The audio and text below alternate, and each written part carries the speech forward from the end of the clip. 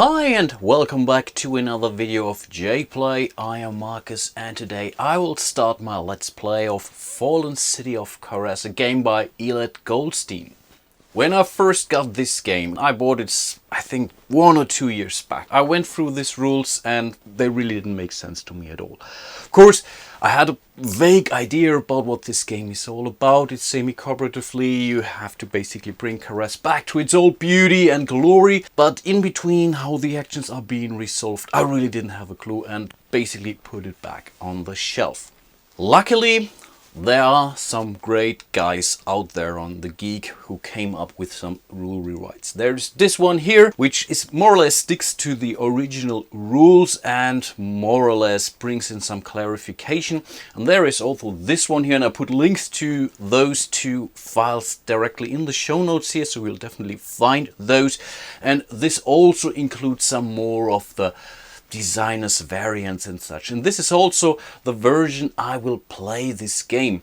And I'm also feeling pretty brave today as I will try the solitaire game here and today. Not sure if this is a good idea at all, but I will try it anyway. And for once I think the game should be relatively fast that way, because the target is still the same, as you still have to make sure that Karez will get a city, and you have to do that until the end of round 8. The tricky thing about this is you don't immediately win once Karez is a city. You really have to hold it on the level of a city until the end of round 8.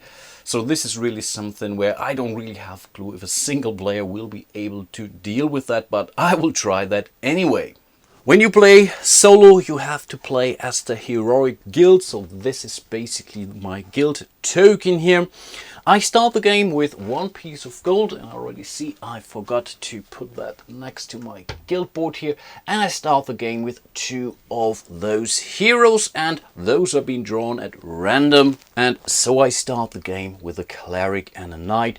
Not too bad. The first adventure, which is already out there, are those ruins up there, and they will basically create 1 threat cube each round until these ruins have been cleaned by any monsters or whatever we will find there. Let's have a closer look at this card here. So again, this will bring 1 threat cube right away. If we are not able to complete this adventure, we will get 1 more threat cube. It provides you 2 valor cube, which is really the one and only resource we really need in order to make sure we get enough citizens to Karez in order to bring it to the level of a city. Those are the monsters we have to fight. I think this is a humanoid, this is a beast, and this is an undead creature. And we will also be able to roll the treasure dice twice. I think this is really the major way how we get gold in this solitaire variant. Each round a new visitor will show up at the gates of Karez, and this round we see the trainer who can actually train our heroes for 2 golds. We would be able to either give one of our heroes 1 additional defense or 1 additional fighting die. This is definitely something that we should leverage as soon as possible, because this is basically what we have to do as the heroic guild. Apart from that, the setup for the solitaire version of the game is pretty much the same as with a 3-player game. So we will see 1 adventurer and 4 of those citizens in the city center, which we will be able to leverage as part of the worker placement part of this game. And this is what I really actually like about this game. For once, it's really a worker placement game, and on the other hand, it's something like a small-scale dungeon crawler. Of course, you're not really building your dungeon, but you still have to fight through dungeons and fight, I don't know, undead creatures in order to clean out those dungeons for any rewards, and in order to reduce the threat, in order to attract more citizens to the lovely town of Karez, or at least the once lovely town of Karez. One thing that we will not see in this solitaire version of the game are those private dungeons here. Normally you can open up a private dungeon in order to gain additional treasures and in order to produce more threat, which is important for some of the other guilds. For example, the Arcane Guild is something, a currency for them. But in this solitaire version, whenever Karez is going into the next stage, so from the village to a town, for example, you would then add an additional adventure here on those spots. So I would understand it that way, that I cannot actively open private dungeons. I'm the heroic guild afterwards, so I want to close down dungeons rather than opening them up. As I start the game as the heroic guild, I have this building that automatically belongs to me. You see that here by this crest. So I can basically use all of those actions here. So I can use the general action, or I can also use one of those owner actions here, which isn't that bad. All the other locations on the board I can either buy, like this library here, but right now the library is not yet available. It will only be available when Karez goes into the next level, basically the town. Then we would see another lava lamp symbol here, and then I would be able to buy it. But independent of if I buy it or not, I will still be able to leverage this building here. In this case, all the resources just go back to the bank.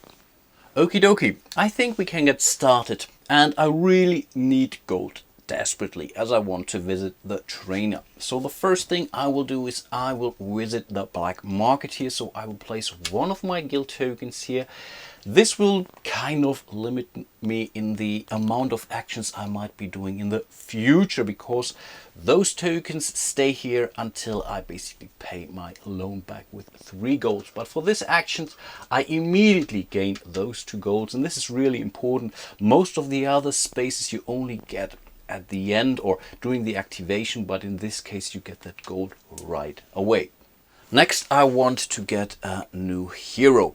So I will place one hero here. This hero will basically die, but we will just train it to be a hero. So this adventurer will go there.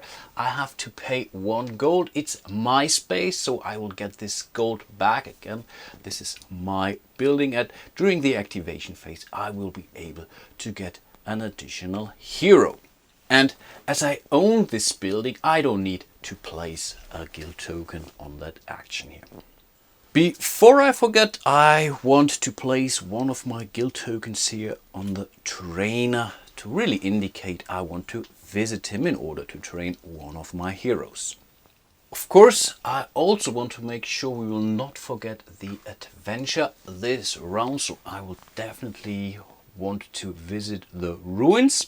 I also want to make sure we will get some equipment. So I think I will send 2 of the citizens here to the blacksmith, and this time I also have to send one of my crests here, of my guild tokens. And with my very last guild token, I think I want to visit the lava mill. So I will have to send also the last 2 citizens here to the lava mill. This would give me 1 gold when activating it. The owner of that guild would also get a gold in this case, but of course this is basically a neutral player, so basically nothing else would happen here. This was basically already the actions phase. Now we come to the activation phase, and I can now basically choose the order of the activation. Normally this would be done according to this turn order track here. My very first activation will be the inn, because I really want to see what new hero I get. So this adventurer is basically killed. It does not go back to the city center, so I cannot really reuse it during the next turn. This gold will get paid to me because I'm again the owner of that inn, but I will only get that gold by the end of the activation phase. But still, I will now be able to get a new hero, and Elad suggested to whatever draw 2 and choose 1, and this is how I will do it. And those are the 2 heroes I just drew, and I think I will go with the rogue, because the rogue allows me to roll 2 defense dice, which is always nice when you have to fight against traps, for example. So I will basically discard the Templar and I will hire the rogue.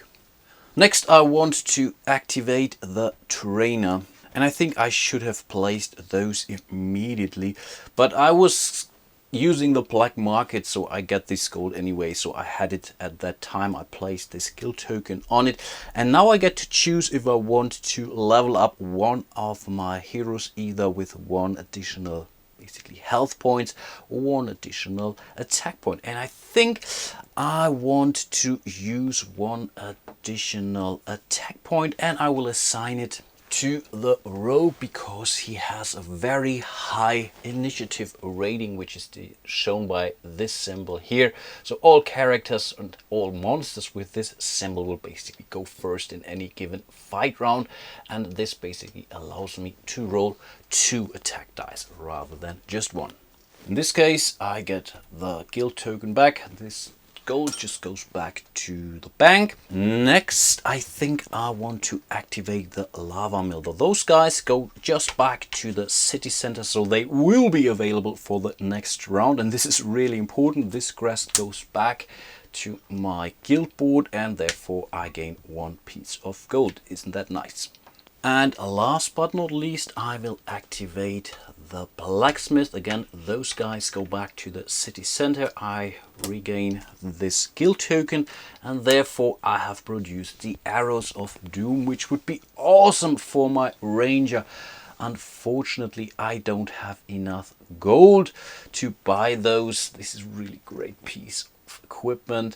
Yeah, as mentioned, I only have 1 piece of gold left because I only get this gold at the end of this activation phase, so I will be able to get those arrows basically during the next round, which isn't that bad. Now that I have activated all the spaces on the board, which I basically did, we call it the end of the activation phase, and now I will be able to claim the gold from the inn, finally. And now we come to the adventure phase. As I send 1 guild tokens here to the ruins, this means I want to raid those ruins. So again, let's take this card and have a closer look. And here I see that I have to fight 3 monsters in order to clean up those ruins.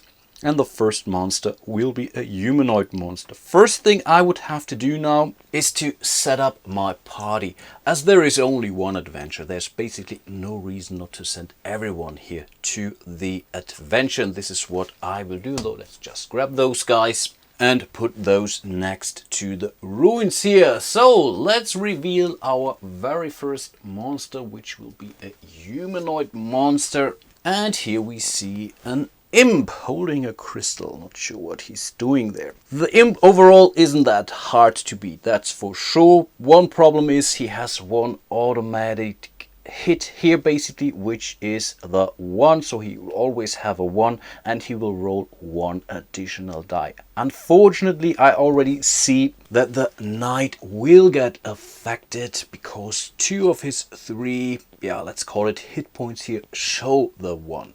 So this is certainly something I have to be careful about. Good thing is the rogue will go first because of this symbol here.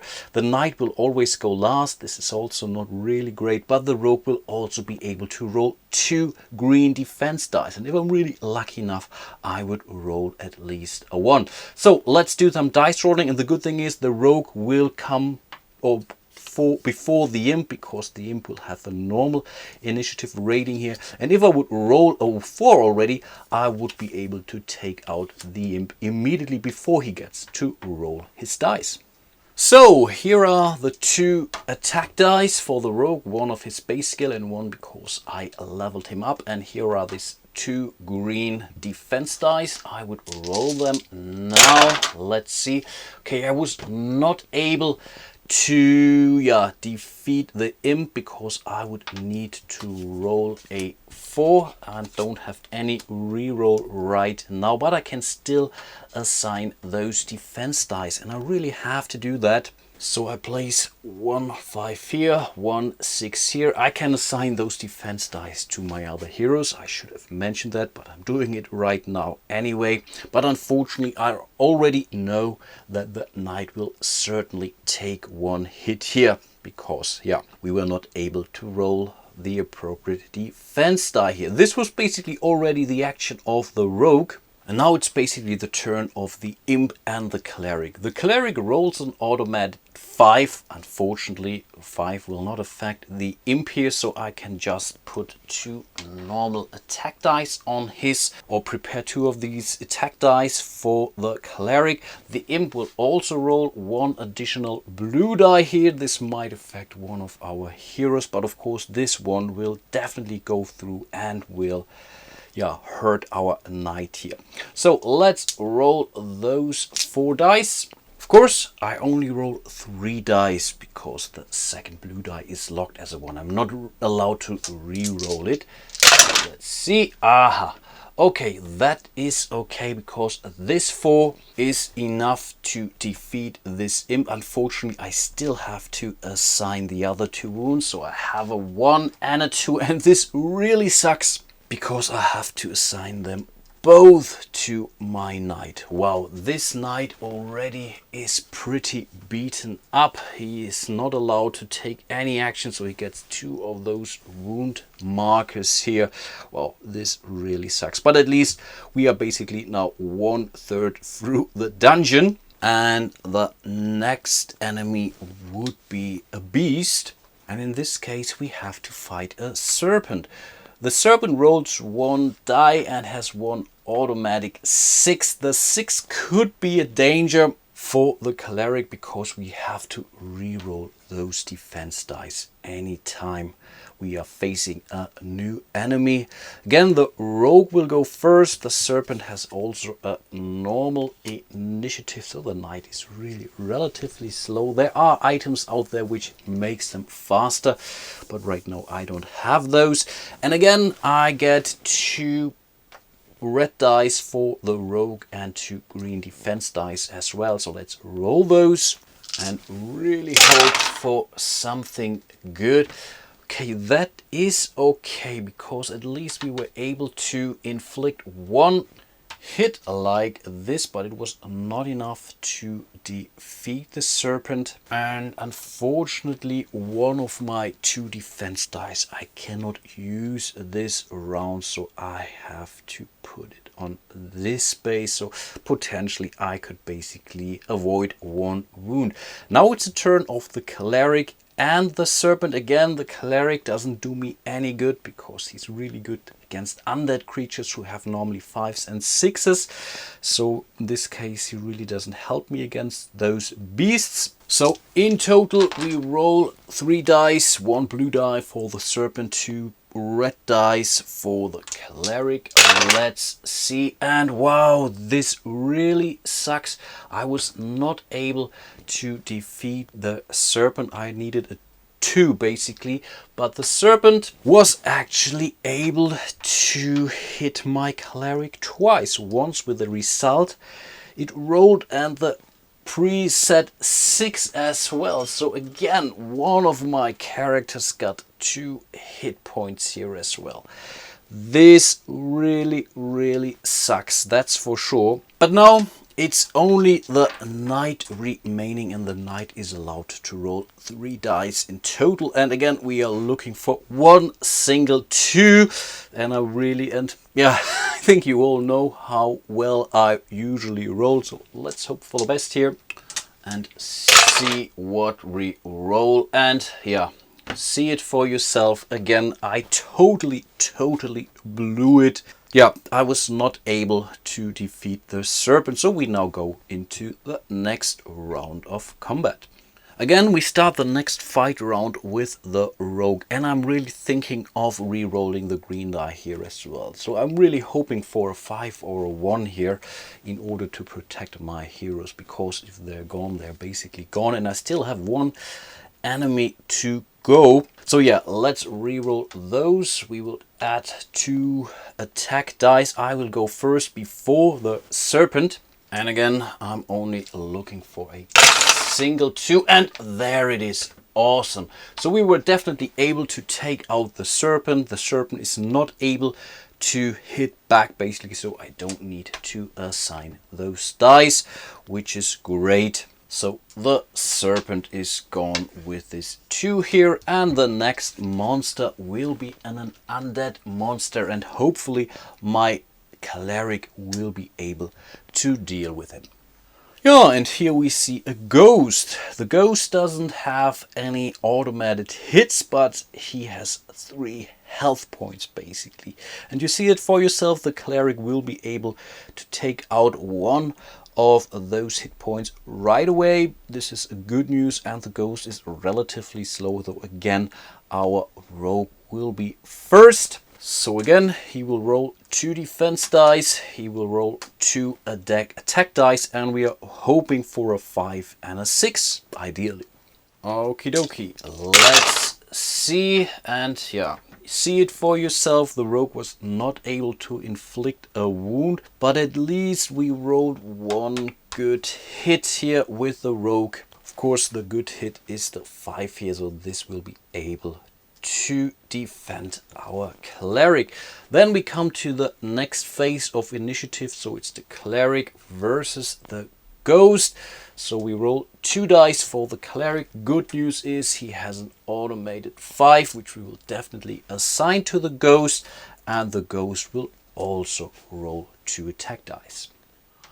Okie dokie, let's see. Wow, this roll absolutely sucked. I was not able to defend it, and this die is really a problem now, as this just killed my knight. So that he's basically out of the game for good. We might be able to find him later on. Unfortunately, Karez is still a village, so not yet a town, so we don't have access to the cemetery, because this would have allowed me to revive my dead hero in a later phase of the game, which is really a pity. But let's continue with our fight. And of course we must not forget that the automated hit of the cleric gets assigned here to the ghost. But now it's again the rogue. I think we will only roll 1 die. We will leave this die where it is. I only have to re-roll the defense dice when I face a new encounter, and I'm still allowed to roll 2 attack dice. So let's see, and again that's a pity. I cannot really use the defense die because none of my heroes has this value, so we can basically get rid of it, and we can also not really use my attack dice because they also do not match.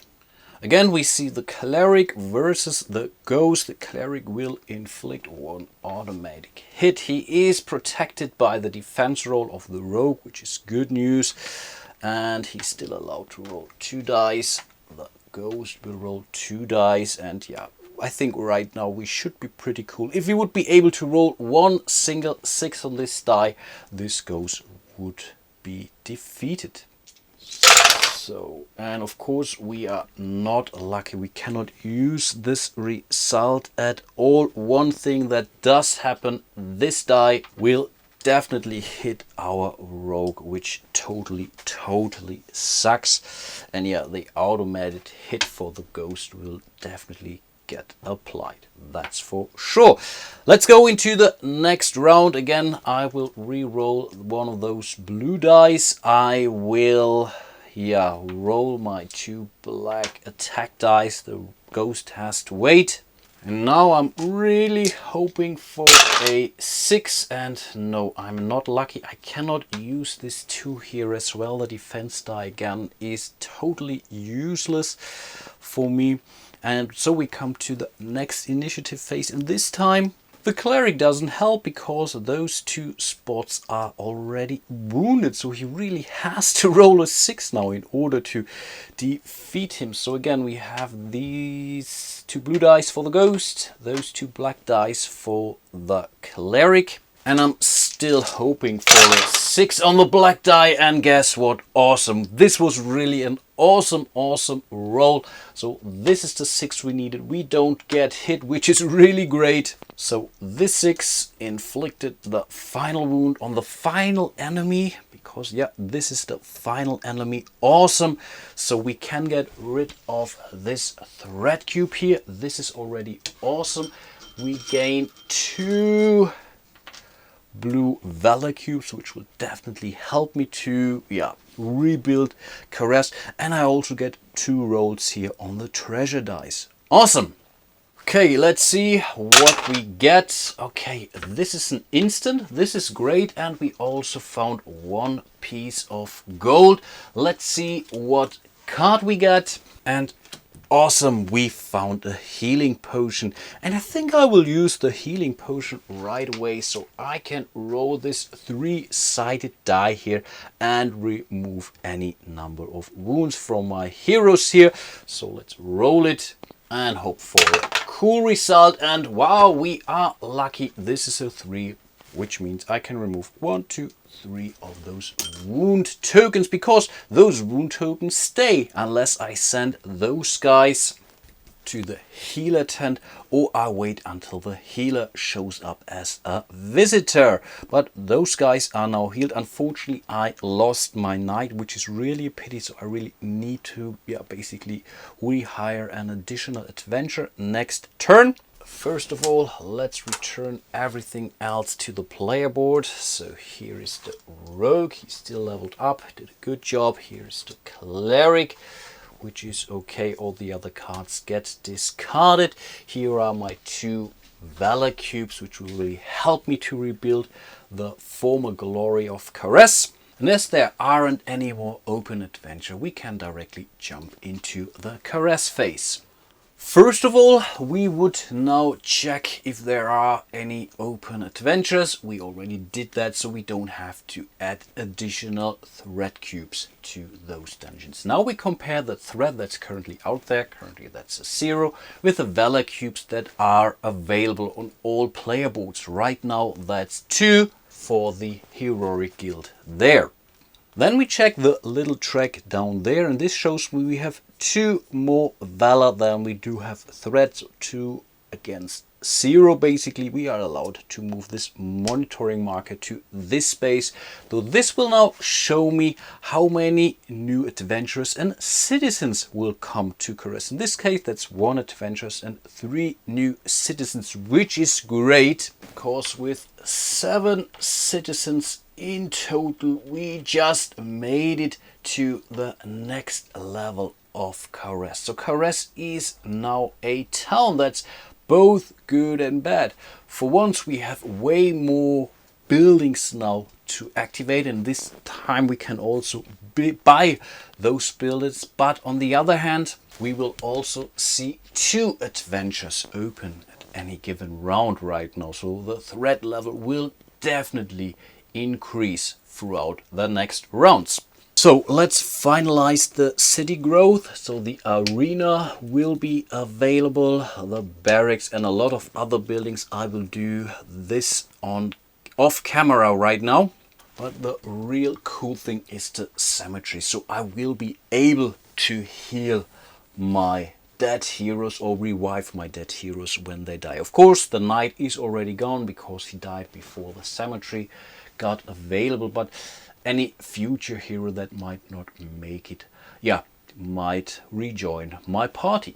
Okay, let's replenish all the cards. And one thing I forgot, because our city now prospered into the next stage, a town, basically, we will also have a 3rd adventure open. I was not thinking about that, but yeah, that's how it goes. So this is the basic adventure for the village. This is the mines, doesn't seem that bad.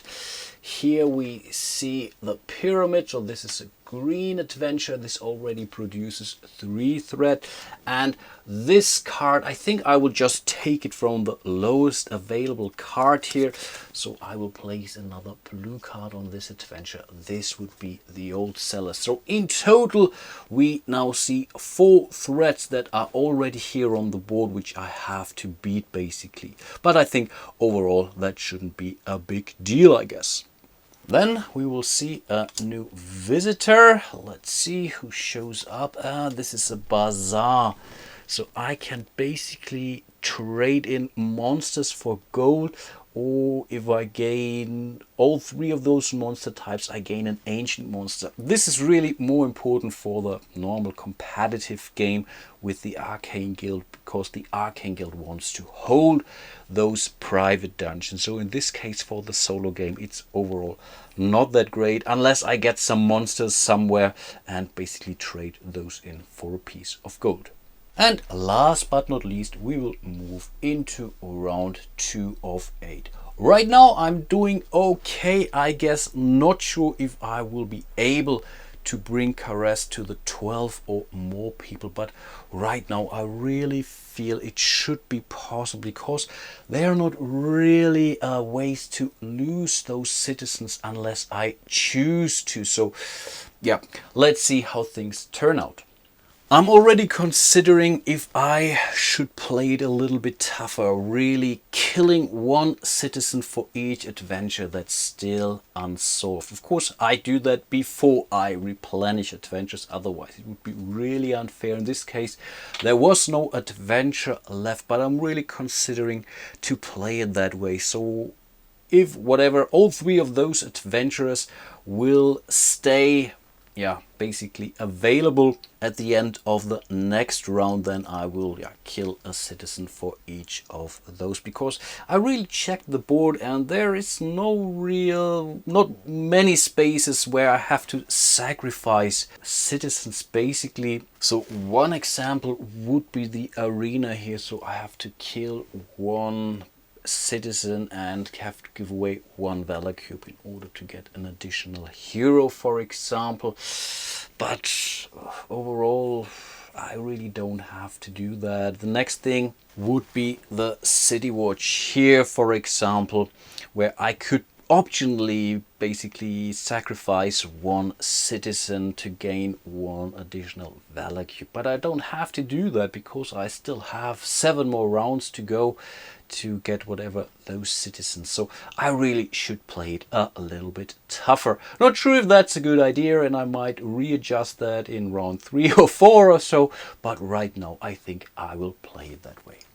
So I think I will end my playthrough for today. I'm not entirely sure if I will play through the whole game here, or if I will call it a day after whatever 4 or 5 rounds or so, but I will definitely do 1 or more 2 episodes, and maybe the next episode will be much faster, as I don't have to explain too many things again. I really hope you did enjoy the very first episode of my playthrough of Fallen City of Karez here. And actually, I think this game can be pretty fun. Not sure if this is the case for the solo version, because you're really missing out a lot of things, and I'm really not sure if this game is challenging enough, but I will find that out sooner or later. But again, it's really fun with playing it 3, 4, 5 players, that's for sure, because all those skills play a little bit differently. They all have different goals. You really have to sit together at some point in time and really have to decide, hey, let's cooperate now, because otherwise we will not be able to make it until the end of round 8. Hope to see you soon in one of my next videos, and yeah, until then, bye bye.